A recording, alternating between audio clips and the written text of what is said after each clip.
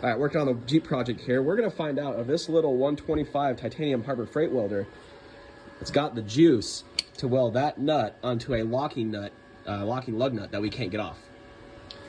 Let's do it, David. Let's see what happens. Oh.